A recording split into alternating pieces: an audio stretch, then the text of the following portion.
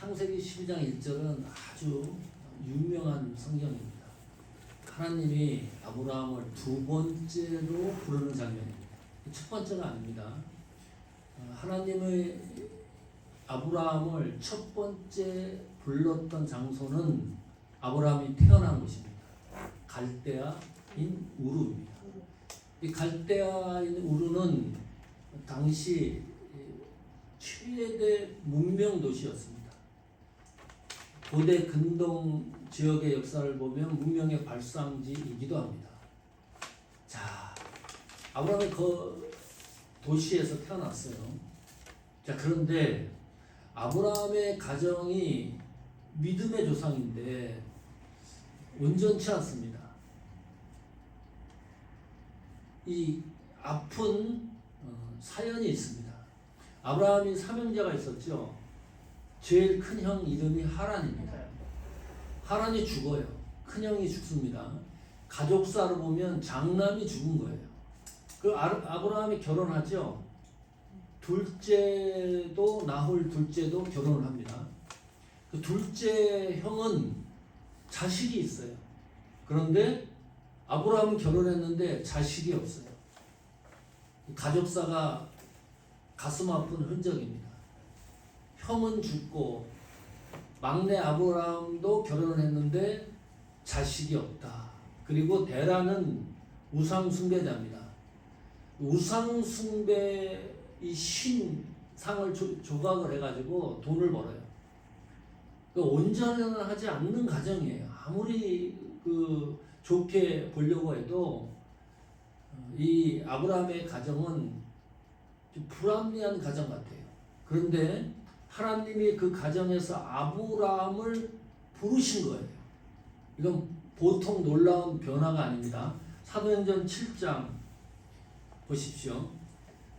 2절 한번 같이 읽겠습니다. 스데반이 이르되 여러분 부형들이여 들으소서. 우리 조상 아브라함이 하란에 있기 전 메소포타미아에 있을 때에 영광의 하나님이 그에게 보여. 무슨 말입니까?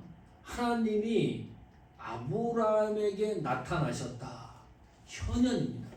환상 중에 어떤 그 메시지를 들은 게 아니고 하나님이 어느 날 아브라함에게 나타나신 거예요. 놀랄 일이죠. 강력한 부르심이에요.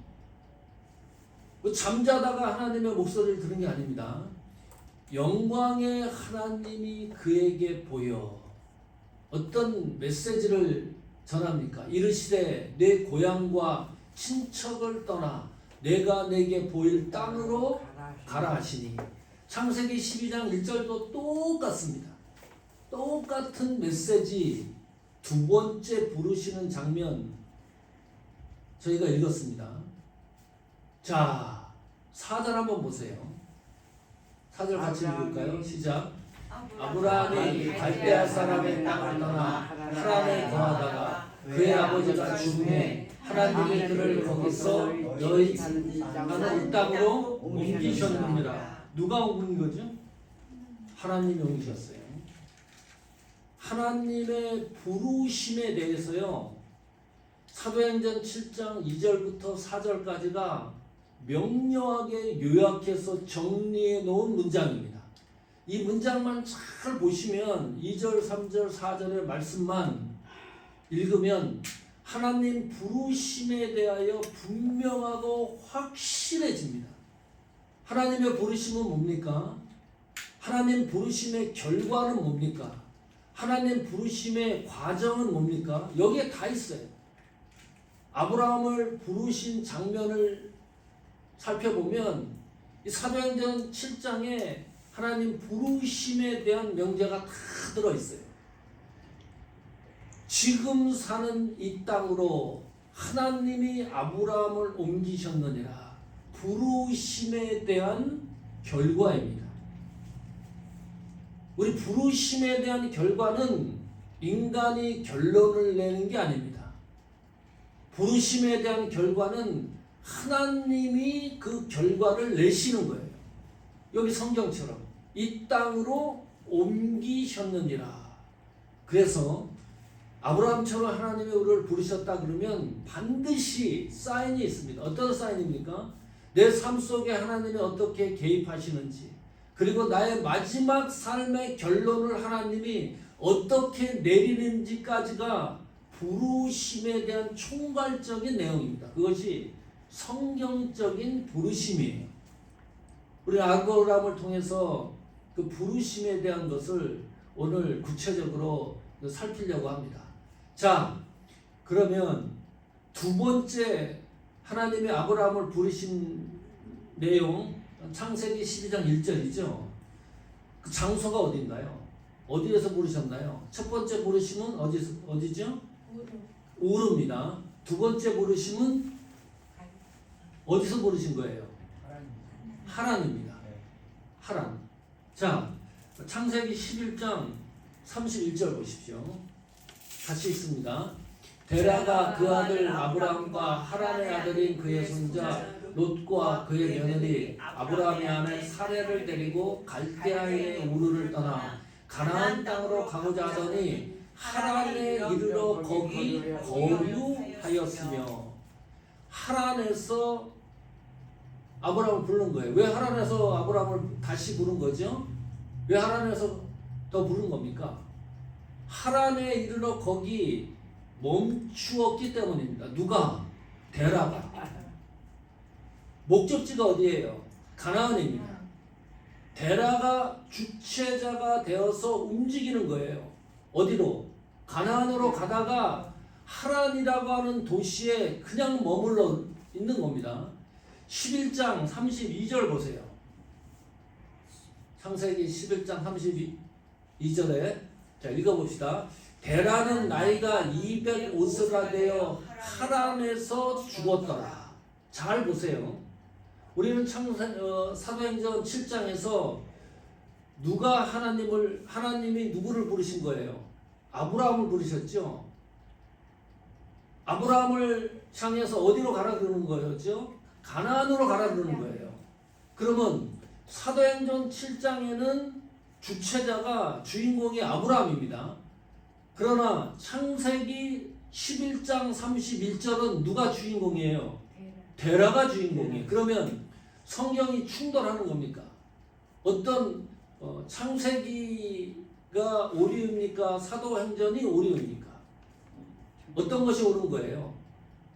그럼 창세기에도 아브라함이 주도했다고 기록을 해놔야 되는데 사도행전에서 하나님이 아브라함을 부르셨으니까 그것이 본질적인 거죠. 하나님의 은혜입니다. 하나님이 아브라함을 부르심으로 그 은혜가 아브라함의 가정에게 속하는 거예요. 하나님이 데라를 존중해 주는 겁니다. 그 당시는 족장 시대가 시작되는 시기입니다. 가부장적 시대입니다. 이사를 가고 가나안으로 이민을 가는데 아브라함이 주체자가 돼서 기록이 된다. 이것은 있을 수 없는 일입니다. 하나님이 아브라함의 가정을 위한 배려입니다. 왜 배려를 하는 건가요? 그 가정에서 하나님이 아브라함을 부르셨기 때문입니다. 그 영향력이 대단한 거예요. 그런데 이 데라가 가나안을 가다가 하란에서 머물러서 205세가 되어서 죽었더라. 어떤 감흥이 옵니까? 창세기 7장 32절을 읽으시면서 어떤 느낌을 받으세요? 너무 허무해요. 이 데라 인생이 너무 불쌍해요. 서글퍼지기도 하고 또 연민의 정까지 느껴집니다. 분명히 하나님이 아브라함의 가정을 축복하셔서 가나안까지 가게 하는데 데라는 어디에서 생이 마감되는 거예요? 하란에서 죽는 거예요. 아무것도 없어요. 이 데라 인생을 보세요. 큰 장남은 죽었지. 어떤 서사적인 믿음의 기록이 하나도 없어요. 데라에게는. 족장 시대를 열어가는 처음 시작점이 데라입니다. 그리고 하나님 역사에 변화가 일어나는데 이름을 첫 번째로 올린 것이 데라예요.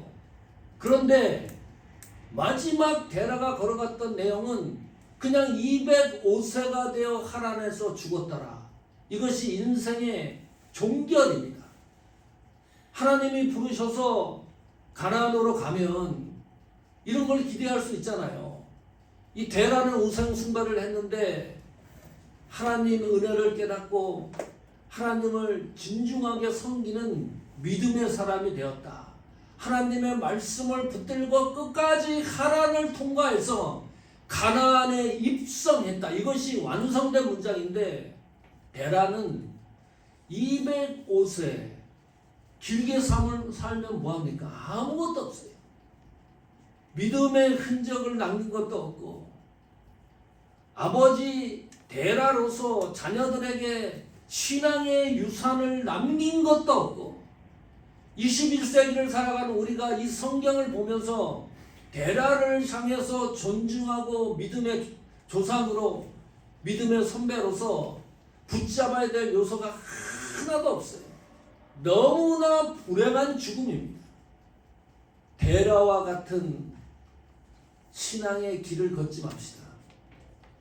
데라는 205세에 하란에서 인생을 종결했던 인물입니다. 자, 그러면 왜 가나안으로 가라 그랬는데 이 데라는 가족을 이끌고 하란에서 머물렀을까? 그리고 거기에서 빠져나오지 못하고 죽었을까? 왜 그랬을까요? 이상하지 않습니까? 가나안을 목적에 두고 아브라함 가정이 움직이는데 왜 하란을 통과하지 못하고 하란에서 205세에 죽은 이유가 뭘까? 이 지도를 보시면 확인이 되는데 이 지도가 반월형으로 되어 있습니다. 여기가 우르라 그러면 하란이 여기예요. 그리고 가나안이 여기입니다. 그러면 우리 생각에 하나님이 가나안으로 가려면 직선 코스로 가야 돼요.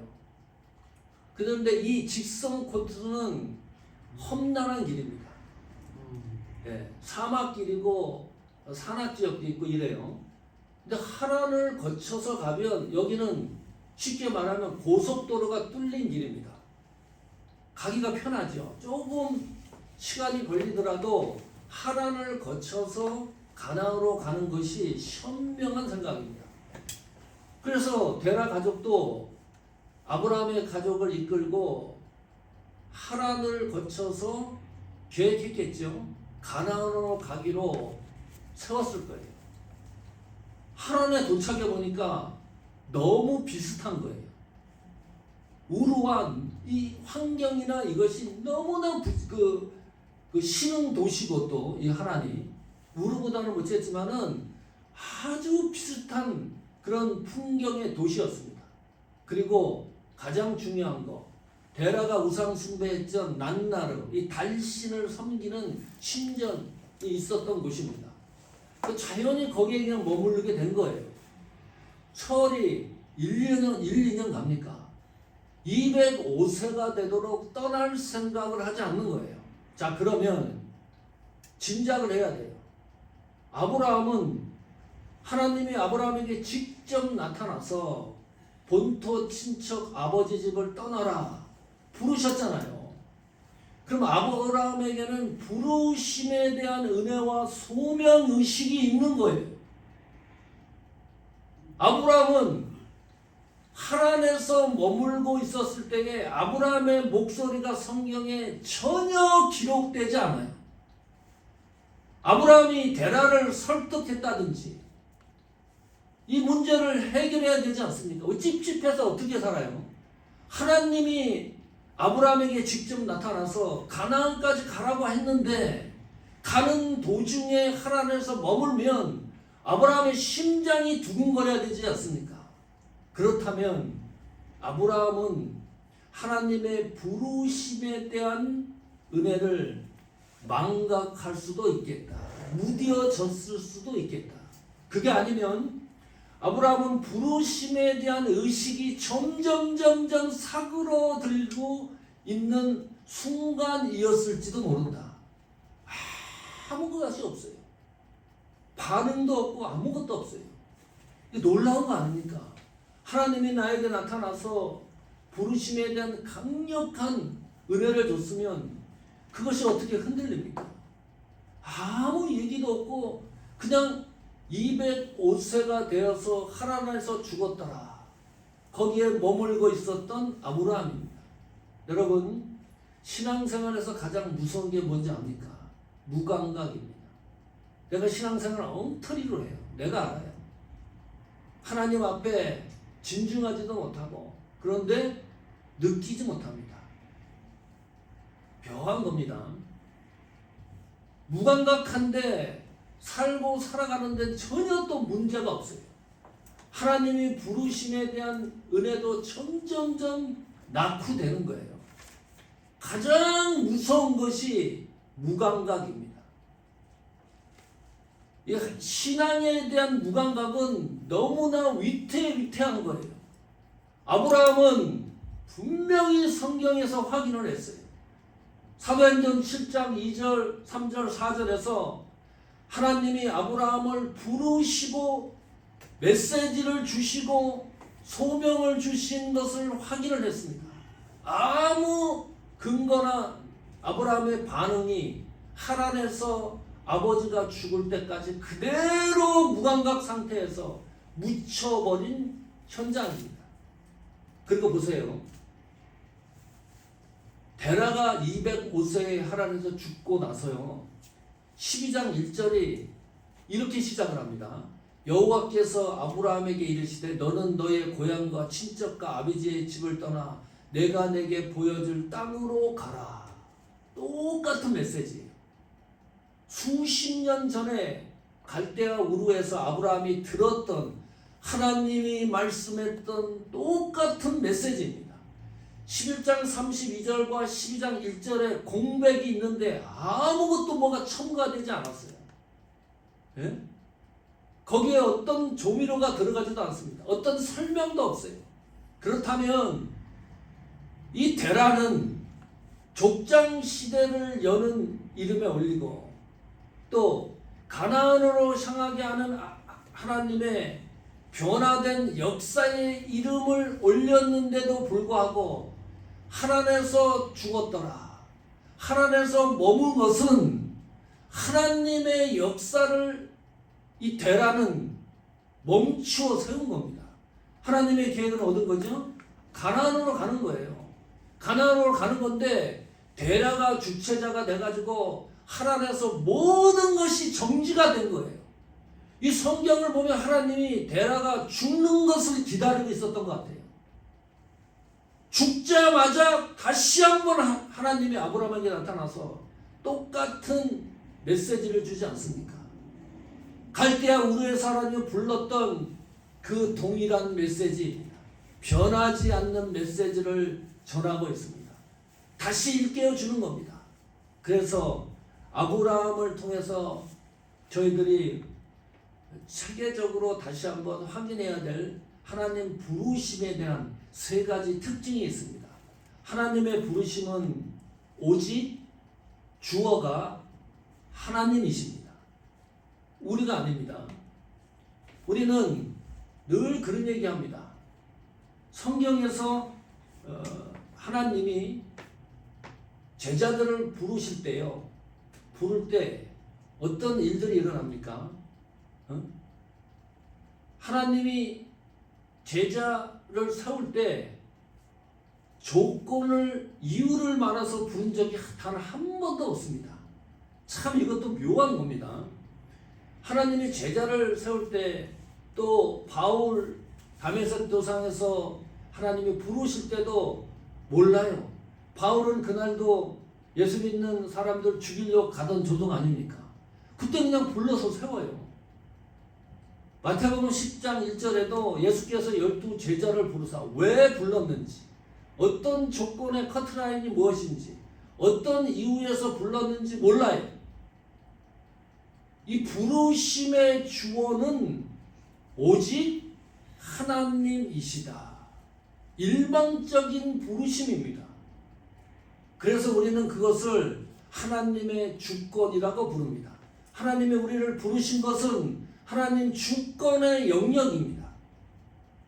백승철을 부른 것은 하나님 주권 아래 존재하는 거예요. 하나님의 자녀로 우리를 부른 것은 하나님 주권 영역 아래 존재하는 겁니다. 하나님이 사모하는 교회를 세운 것은 하나님 주권 영역 아래 존재하는 거예요. 하나님이 목사로, 장로님으로, 권사님으로, 집사님으로, 반주자로, 사모님으로 세운 것은 하나님 주권 영역 아래 존재하게 만드는 겁니다. 그것이 벗어나면 하나님의 부르심의 이 주권적인 이 주어의 본질이 흔들리게 되는 겁니다. 이런 하나님의 주권적 영역 앞에 이런 이야기를 합니다. 아니 그럼 목사님, 내가 자유의지가 있는데 하나님이 그렇게 일방적으로 나를 부르셔서 하나님 자녀 삼고 뭐 구원받게 하고 또 목회자로 직분자로 세워주시고 일을 한다 그러면 내 자유의지는 어떻게 되는 거냐? 이게 무슨 관계냐? 내 자유의지는 하나도 존재하지 않는 거냐? 그렇게 생각하십니까? 혹시 하나님이 부르셨는데 내 자유의지가 약화되는 것을 생각해서 불만이 생깁니까? 오늘 부르심의 영역을 생각하면 그게 아닙니다. 우리 자유의지는 어디에서 이 효력이 발생하는 거죠? 하나님의 부르심에 의해서 나의 자유의지가 효력이 나타나요. 하나님 그 주권적 은혜를 생각하면 내 의지가 하나님을 찬양할 수밖에 없는 거예요. 헌신할 수밖에 없어요. 희생할 수밖에 없어요. 묘한 거예요. 내 자유의지가 하나님 안에서, 예수님 안에서, 하나님의 주권 영역 안에서 내 자유의지가 효력이 발생하는 거지, 내 자유의지가 하나님의 주권 영역을 벗어나면 죄악 덩어리입니다. 안 돼요. 선한 일을 할 수가 없어요. 얼마나 감사한 일입니까? 하나님이 나를 붙들고 계시는구나. 하나님이 나를 힘있게 하시는구나. 이 말씀을 생각을 하면 이 하나님의 주권적 은혜를 흐트러지지 않도록 장치를 마련해야 돼요. 우리 신앙이 무감각해지지 않도록, 나를 부르심에 대한 하나님의 주권적 은혜가 식지 않도록, 감각이 무뎌지지 않도록 장치가 마련해야 돼요. 저는 요즘 밥을 먹고 걷습니다. 일주일 됐습니다. 처음에 시작은 아내하고 종아하고 저하고 셋이 걷기 시작을 했는데 뛰는 거예요. 종아는 뛰는 폼을 보면 완전히 운동선수 같아요. 못 쫓아가잖아. 도저히 한 며칠 해봤는데 도저히 못 쫓아가요. 그러니까 같이 가도 항상 저는 혼자 걸어요. 근데 혼자 걷는 게 너무 좋은 거예요. 이게 그렇게 좋을 수가 없어요. 그래서 혼자 걷는, 지난주에 혼자 걸었어요. 처음 시작이 어렵지, 이제 시작을 하면 이제 끝까지 가는 겁니다. 이제 성격이 그래요. 아직 결판이 날 때까지 가는 겁니다. 그래도 혼자 나가면서 걸으면서 뭘 하냐? 기도를 합니다. 저는 처음 해봤어요. 걸으면서 기도하는 건 너무 좋습니다. 내가 해보니까. 힘든 것도 없고요. 기도가 이제 길어지면 한두 블록을 더 갑니다. 그러면서 기도하면서 깊게 생각하면서 한 바퀴를 돌아오면 너무 행복한 거예요. 교회 예배당 안에서 기도하는 것과 집안에서 기도하는 것과는 천지 차이입니다. 이게 이렇게 좋을 수가 있나? 너무 좋은 거예요. 그래서 막 소개하고 싶은 거예요. 하나의 장치가 있어야 된다, 우리가. 내 신앙이 무감각해지지 않는 장치를 꼭 마련해 놓으셔야 돼요. 그래야 무감각해지지 않습니다. 그리고 부르심에 대한 하나님의 주권적 은혜를 지속시킬 수가 있다. 두 번째, 아브라함의 부르심에서 확인해야 될 것은 두 번째는 이런 겁니다. 부르심에 대한 반응입니다. 하나님이 우리를 부르시면 우리는 어떤 반응이 일어나느냐, 그 반응에 대한 내용입니다. 12장 5절 보십시오. 창세기 같이 읽습니다. 아브라함이 그의 아내 사라와 조카 롯과 하란에서 모든 소유와 얻은 사람들을 이끌고 가나안 땅으로 가려고 떠나서 마침내 가나안 땅에 들어갔더라. 들어갔어요. 아브라함이 하란에서 이제 출발을 해서 그 부르심에 순종을 해서, 자, 창세기 12장 5절을 읽으면서 아브라함이 저때 가난했을까요? 부유했을까요? 상상을 해보십시오. 부유했을 것 같죠? 모은 모든 소유와, 데라가 205세에 죽었으니까 데라도 돈 벌었을 거예요. 아버지도. 그 아버지 소유가 누구한테 갔을까요? 아브라함을 갔겠지. 왜냐하면 형님은 갈대에 오려서 죽고 장남은, 둘째는 어디 있어요? 같이 떠나지 않았습니다. 갈대에 오려 머물고 있어요. 그리고 아버지 곁에 있었던 사람은 아브라함밖에 없어요. 아버지 재산도 아브라함 것이고 거기서 소유가 있었다. 그리고 얻은 사람들 몇 명 정도 될까요? 한번 개수해 보세요. 한 10명 될까요? 몇백 명? 1000명입니다. 예상 숫자가 1000명에서 1500명을 이끌고 가나안 땅으로 들어가는 겁니다. 대단한 숫자입니다. 자, 창세기 14장 14절 보십시오. 같이 읽습니다. 아브라함의 그의 조카가 사로잡혔음을 듣고 집에서 길고 훈련된 자 318명을 거느리고 당까지 쫓아가서 사명이 몇 명이었습니까? 318명이에요. 가나안 입성에서 이제 더 진군하는 과정 속에서 일어난 일입니다. 이 아브라함이 가난한 사람이 아니에요. 하란에서 엄청난 부를 소유하고 있었던 인물입니다. 종과 사람들이 숫자를 모으면 그 정도 숫자가 되는 거예요. 1000여 명이 되는 거예요. 금은 보화가 풍성했습니다. 가축이 있었습니다. 종들도 있었습니다. 대단한 부여예요. 자, 그러면 하나님이 하란에서 아브라함을 다시 불렀을 때 이 모든 것을 다시 정리하고 가나안으로 가야 되는 거예요. 하란에 그냥 머물러 있으면 더 부자가 되는 겁니다. 부자 상태였으니까. 예. 사업이 더 잘 되는 거예요. 그런데 아브라함은 그 모든 것을 내려놓고 하나님이 지시하는 가나안 땅으로 들어갑니다. 그때 아브라함의 심중, 아브라함은 어떤 느낌을 받았을까? 궁금하잖아요. 그 모든 걸 내려놓고 가나안으로 들어갈 때 아브라함의 심중을 히브리서 11장 8절이 이렇게 기록합니다. 믿음으로 아브라함은 부르심을 받을 때에 뭐라 그랬습니까? 순종했다. 장래의 유업으로 받을 땅에 나아갈새 갈 바를 알지 못하고 나아갔으며, 이게 아브라함의 심정입니다. 두 단어를 유의하게 보셔야 됩니다. 믿음과 순종입니다. 부르심에 대한 성도의 반응은 두 가지예요. 믿음과 순종입니다. 믿음과 순종으로 하나님이 지시할 땅으로 가는데 아브라함의 심증은 어땠어요? 갈 바를 알지 못하고 나아가는 거예요. 첩첩삼중입니다. 갈 바를 알지 못했다고 하는 것은 어떤 의미입니까? 안개가 자욱한 거예요. 가나안 땅으로 가는데, 약속의 땅으로 가는데 하나님이 목적하신 대로 가고 있는데 앞이 캄캄한 거예요. 보이지 않는 거예요. 길이 안 보여요. 길이. 응? 보이지 않는 그 길로 나아갔으며, 목요일날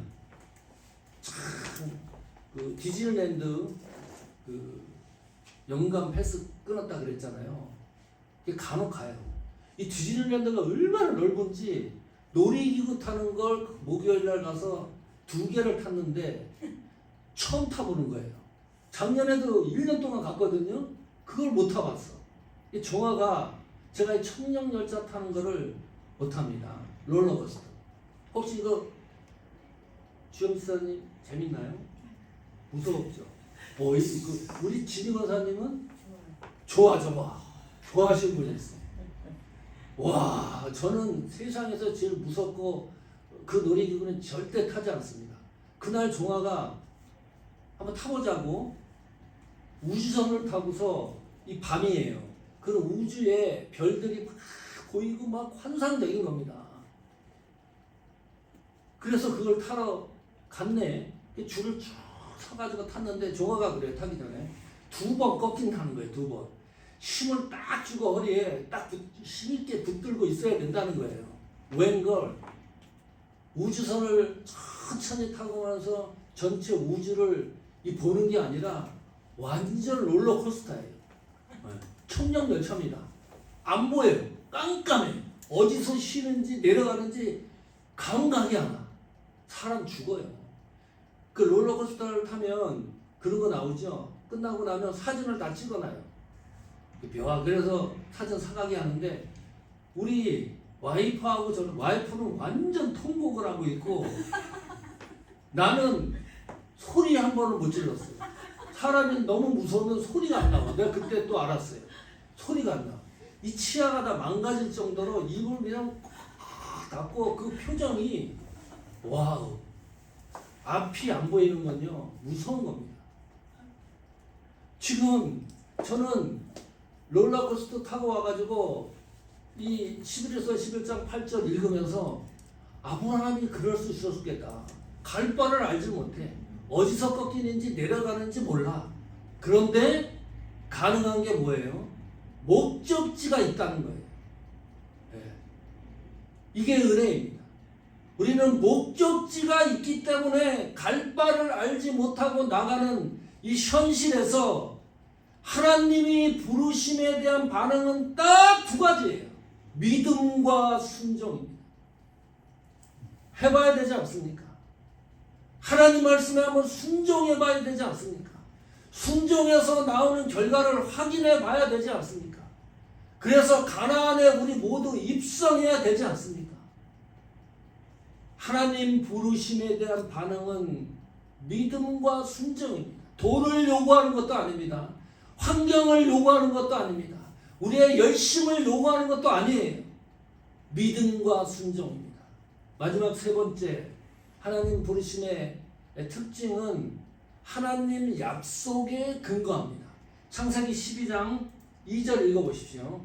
자, 이것도 해학적입니다. 아브라함이 들었을 때에는 시작. 내가 너로 큰 민족을 이루고 네게 복을 주어 내 이름을 창대하게 하리니 너는 복이 될지라. 아브라함에게 주신 말씀인데 이것이 아브라함에게 어떤 감흥으로 다가올까요? 예? 축복의 메시지입니까? 이때 아브라함이 아이가 있습니까? 없습니까? 하란에서 75세에 부름을 받고 하나님이 75세 된 아브라함에게 주시는 축복의 메시지예요. 여기 너로 큰 민족을 이루고 아이가 없어. 감흥이 안 와요. 아이 한 명이라도 있어야죠. 그래야 이 말씀이 가슴을 치는 건데 아브라함은 단 한 명의 자손도 없습니다. 그래도 아브라함이 믿음의 조상처럼 이 하나님의 말씀을 붙들고 그래도 나가요. 그러다가 실수합니다. 10년의 세월이 흘러요. 아이가 없어. 10년 세월이 흘렀는데도 아이가 없어. 네. 자, 10년이면 75세, 85사지죠? 86세, 11년째 되던 날 사고를 칩니다.